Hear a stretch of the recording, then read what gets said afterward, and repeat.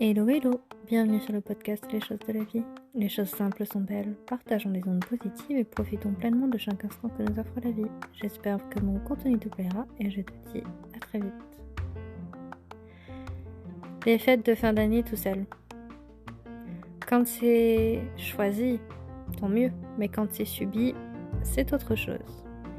Alors, si tu es malade ou si tes proches sont malades et que tu dois passer Noël ou le jour de l'an ou les deux tout seul, toute seule, eh bien voici quelques idées pour t'occuper et remédier à cette solitude. Je te conseille par exemple soit de t'organiser une super soirée ou journée pour prendre soin de toi, te coucouner, faire des choses que tu aimes, que ce soit être au chaud sous la couette devant un bon film, devant une bonne série ou devant un bon livre. Ça peut être du coloriage, ça peut être de la peinture, ça peut être aller te faire masser ou aller te faire pomponner, aller au hammam, sauna, à la piscine, n'importe, faire du sport. Ça peut également être te préparer un bon dîner, que ça soit préparé par tes soins ou alors commander chez le traiteur ou un plat à emporter du restaurant pour l'occasion. Si tu n'es pas trop adepte de ce genre d'activité, tu peux également t'orienter vers le bénévolat.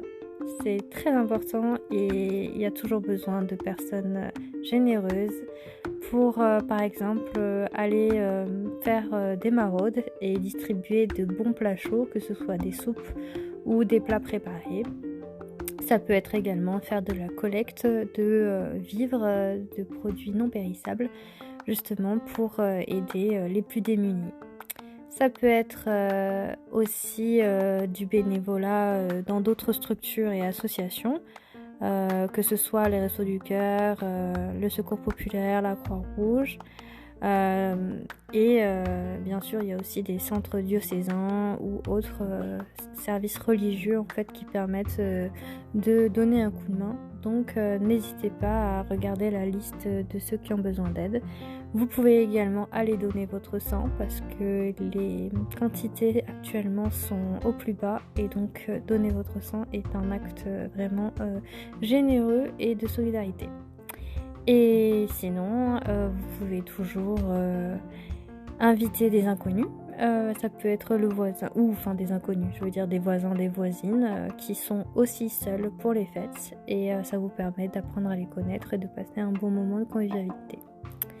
Voilà, j'espère que ça vous aura un petit peu éclairé sur quelques idées pour passer Noël, soit avec vous-même, soit avec des personnes qui ont tout autant envie de partager un bon moment que vous.